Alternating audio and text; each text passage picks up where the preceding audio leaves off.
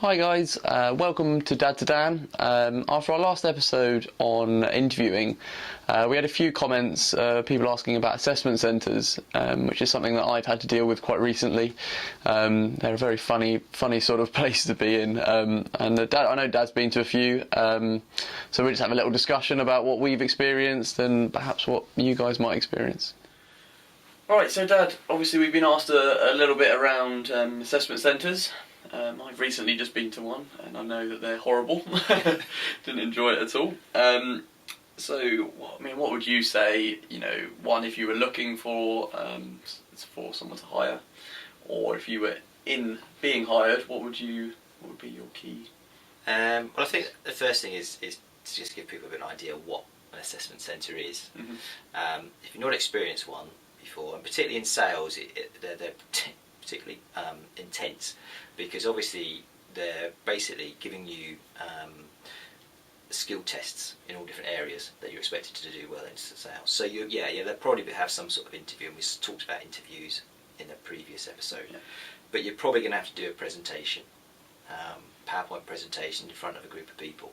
You're probably going to have to do some sort of, they often will do some sort of one-to-one presentation as well on a product, which is going to be probably one of their products, the company's product you're going for, mm-hmm. something you don't know about, and you're expected to learn it all.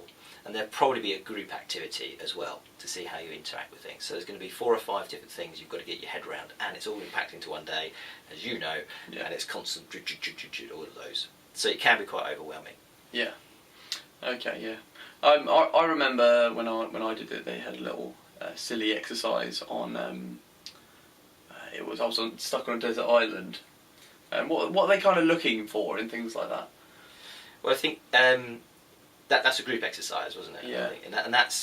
And in the group exercises, what you're looking for is obviously you're not necessarily looking for the loudest ones. And I think a lot of people go into these things thinking it's a bit like The Apprentice of a TV show, and you've got to put yourself forward and be the loudest one and get noticed. Yeah. And they're not always looking for that, because we've talked about, as we all do later, that good salespeople are good listeners.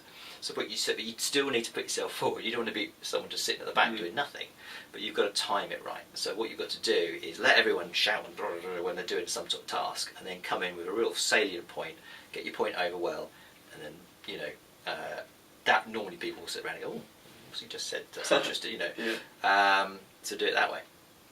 Okay. So with the presentations, again, obviously you want to be clear and concise and all the kind of general presentation. But what is the difference between say a presentation, a sales pitch, or the presentations that you might be looking for on an assessment centre?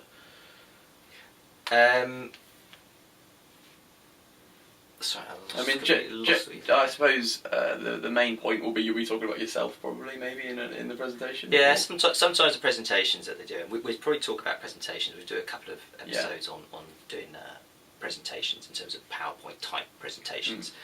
We cover those because that's quite important. But I think it's great if they're doing if you're doing a presentation on you, sometimes they ask for that. What makes you? Why would you think you'd be good for this job?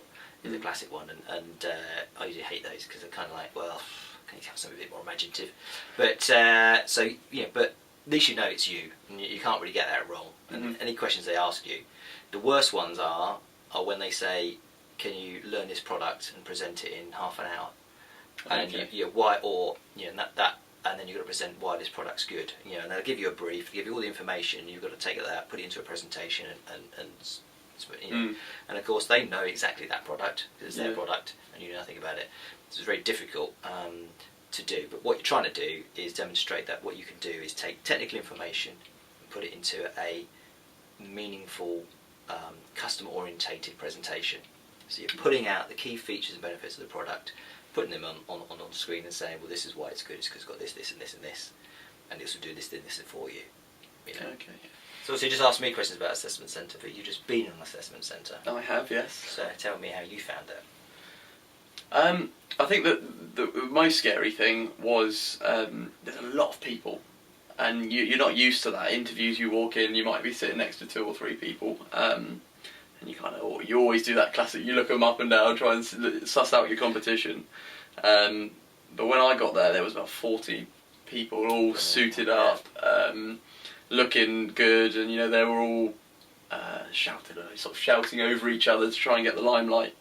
And I think that having that number of people is quite daunting. But what you have to remember is they're all in exactly the same position as I am, and they're all just as terrified. Some of them you can see it, other people you can't. Because you get some, because a bit like Apprentice, you can get if you've done a few of them, you can get quite good at being quite a bit of a terrorist in there. Yeah. So going to see him and going, oh, that tie, well, that's brave of you to wear that. That will floor them for the rest of the day. Yeah, absolutely terrified.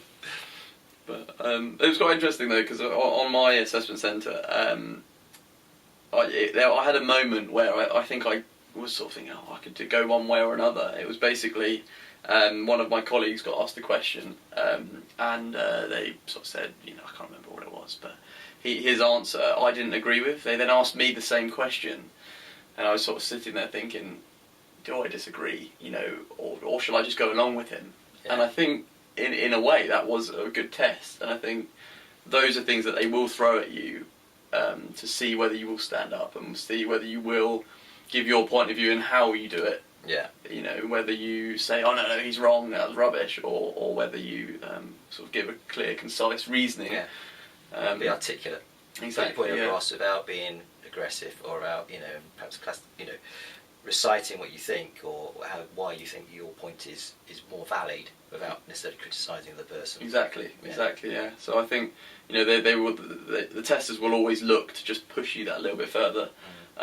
So don't be afraid of disagreeing with somebody, I think, is what I'm trying to say. Cause, but at the same time, just make sure you know what you're saying and make sure it's eloquent. Yeah, it's good.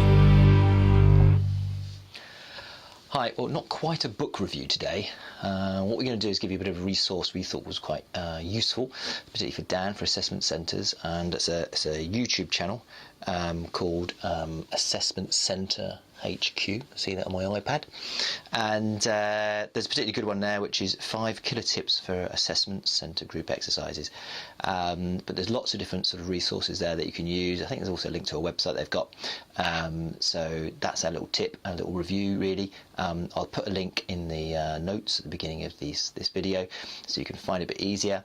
And yeah, good luck with it all. Cheers then.